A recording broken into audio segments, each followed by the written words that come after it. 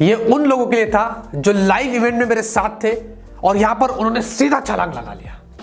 Legends, welcome iQOO Z3 in the house. देखो हम बन गए चड्डा, चड्डा झटकना भूल जाएगा।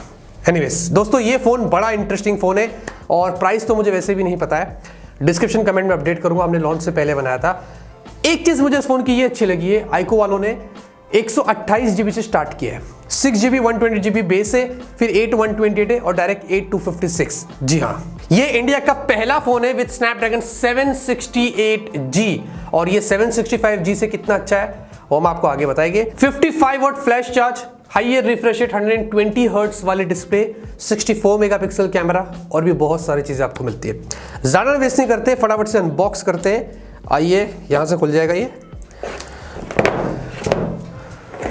ओके, बाहर आ जाओ। वैसे iQOO के जो बॉक्स आ रहे हैं आजकल ज़्यादातर सबके सेम ही है, कुछ चेंजेस नहीं है।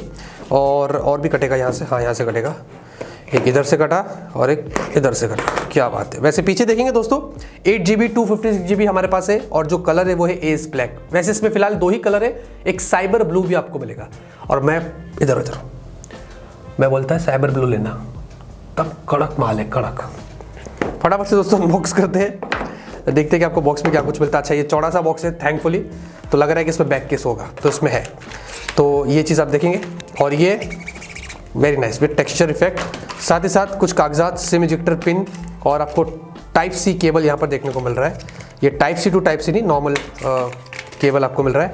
और उसके साथ फ़ोन आता है, इसको फिलहाल रखते हैं साइड में, देखते हैं आपको बॉक्स में यहाँ पर क्या कुछ मिलता है। वैसे इनका कॉम्बिनेशन बड़ा अलग है, येलो और ब्लैक, थोड़ा सा अट्रैक्टिव लगता है जब आप उसको अनबॉक्स करते हैं।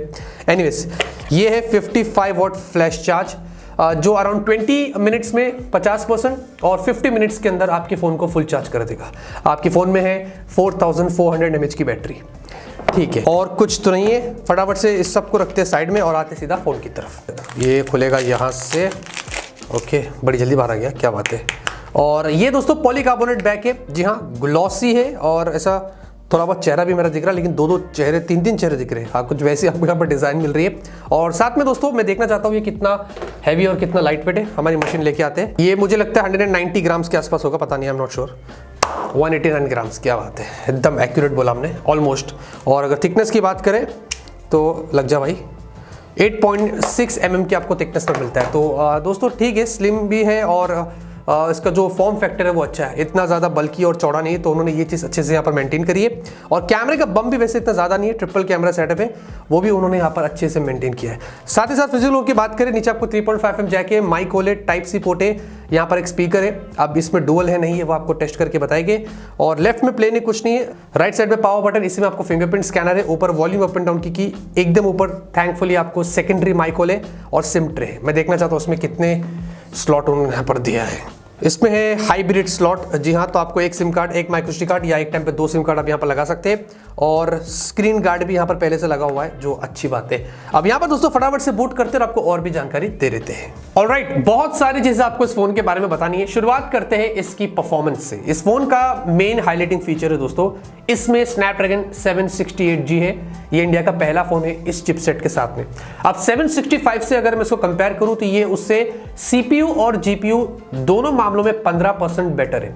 इसका CPU 2.8 गीगाहर्ट्ज पर है, क्लॉक स्पीड इसकी ज्यादा है। 765 जो था उसमें आपको 2.4 गीगाहर्ट्ज मिलता है। इसका GPU वैसे सेम है Adreno 620, लेकिन जो फ्रीक्वेंसी वो आपको ज्यादा मिलती है, इसलिए उस मामले में भी ये 15% उससे आपको बेटर देखने को मिलता है।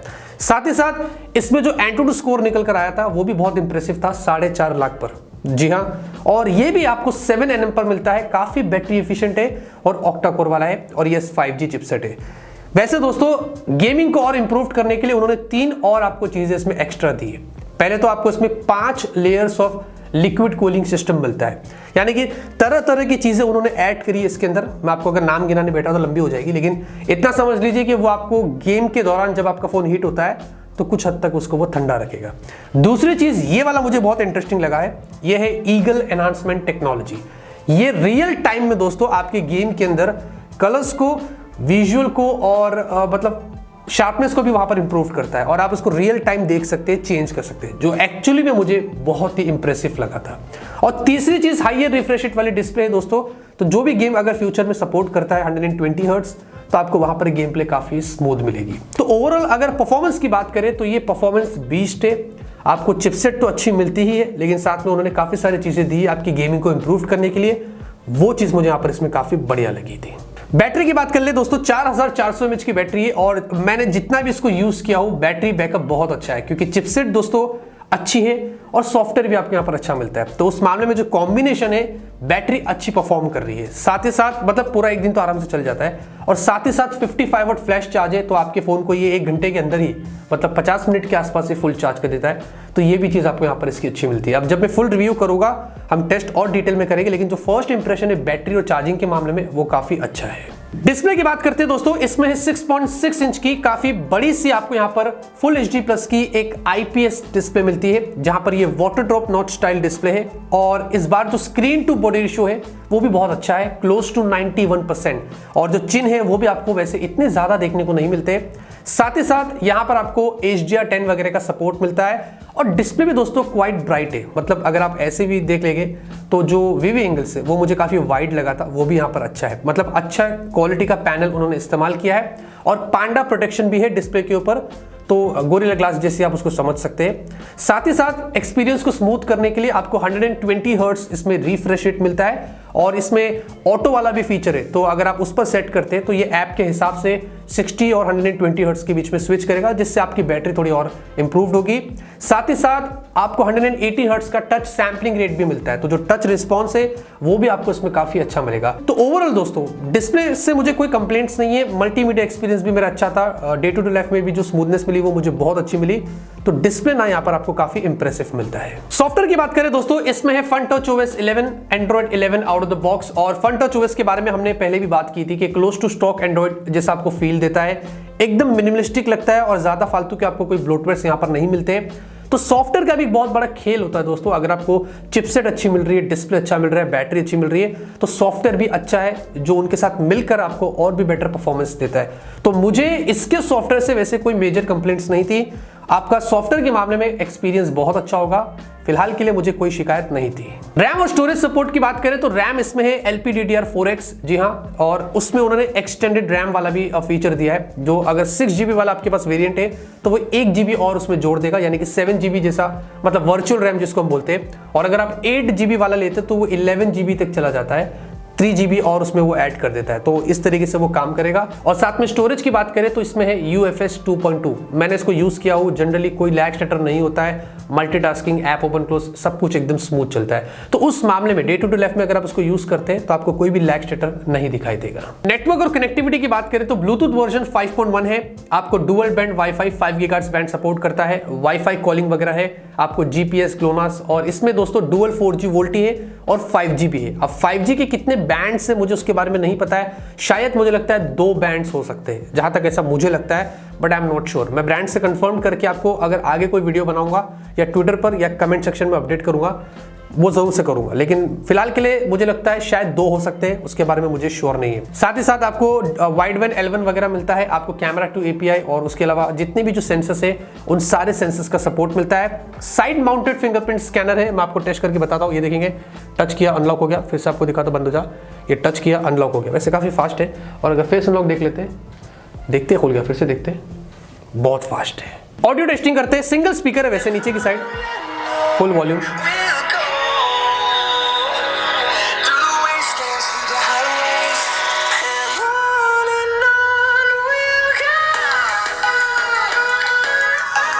Okay, nice, not bad, quite loud है और बेस भी ठीक है।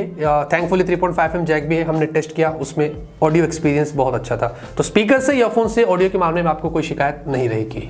फाइनली आते हैं कैमरे की तरफ। 64 megapixel triple camera setup. Primary जो है वो सैमसंग सेंसर है, GW3 वाला, यस, f1.8 का एपर्चर।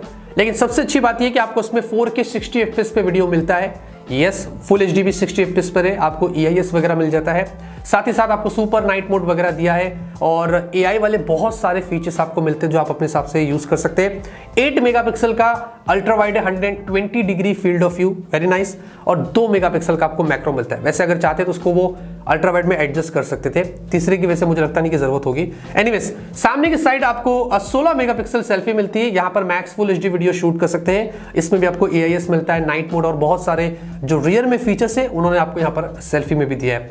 अब जो फोटोज निकल कर आए, फर्स्ट इंप्रेशन अच्छे थे दोस्तों। मुझे डायनामिक रेंज बहुत अच्छा लगा, शार्प थे और साथ में जो बुके शॉट्स भी आए थे वो भी काफी अच्छे थे। तो गेमिंग फोन के बावजूद भी उन्होंने जो टारगेट रखा है कि भाई गेमिंग आपको स्मूथ मिलेगी, डिस्प्ले बढ़िया है वगैरह, कैमरा भी दोस्तों अच्छा है, मतलब अच्छे फोटोज आप यहाँ पर ले सकते हैं। मुझे वैसे फर्स्ट इंप्रेशन में कोई प्रॉब्लम नहीं दिखा। और सेल्फी देखते तो सेल्फी भी अच्छी है दोस्तों, हालांकि कहीं कहीं एज डिटेक्शन में थोड़ा यहाँ वहाँ हो जाता है, लेकिन ओवरऑल शार्प है और बुके बहुत ही अच्छे आप यहाँ पर निकाल सकते हैं। वीडियो देखेंगे, वीडियो अच्छा है, जो स्टेबलाइजेशन है वो आपको यहाँ पर अच्छी मिल जाती है, तो अच्छे खासे स्टेबल वीडियोस आप यहाँ पर निकाल सकेंगे। और अगर सेल्फी देखते, सेल्फी वीडियो भी आपको यहाँ पर अच्छी मिलती है। हालांकि डायनामिक रेंज थोड़ा इधर उधर है, लेकिन सेल्फी वीडियो भी आप देखेंगे तो आपको यहाँ पर अच्छी मिल जाती है। तो मेरा क्या ओपिनियन है दोस्तों इस फोन से रिगार्डिंग, अभी जितना टाइम मैंने इसको यूज किया उतना तो मैं थम्स अप ही कहूंगा, क्योंकि मुझे परफॉर्मेंस बहुत अच्छी लगी इसकी और साथ में जो उन्होंने फीचर्स दिया है परफॉर्मेंस को और इंप्रूव करने के लिए, ये मुझे बहुत अच्छा लगा है। कैमरा अच्छा है, वैसे मैं इतना एक्सपेक्ट नहीं कर रहा था, लेकिन कैमरा अच्छा है। बैटरी बैकअप अच्छा है, फास्ट चार्जिंग जो 55 वाट फ्लैश चार्ज है वो अलग है, और डिस्प्ले भी अच्छा है, हाई एंड रिफ्रेश रेट वगैरह दिया है। तो ओवरऑल दोस्तों मुझे लगता है एक डिसेंट पैकेज है iQOO की तरफ से। उसके साथ साथ भी उन्होंने type C port, 3.5mm jack, dual mic वगैरह की चीज़ें भी हमें देखना चाहिए, और सॉफ्टवेयर भी बहुत अच्छा है इसमें। तो मुझे वैसे कोई कंप्लेंट्स नहीं थी। तो सब कुछ डिपेंड करता है कि क्या प्राइस पर ये फोन आता है। बाकी फ्यूचर में अगर आप चाहते हैं कि हम इसका फुल रिव्यू करें या जो भी करें, कमेंट में आप मुझे जरूर से बताना। वीडियो पसंद आएगी दोस्तों लाइक करिए, तब तक के लिए ऑलवेज कीप स्माइलिंग।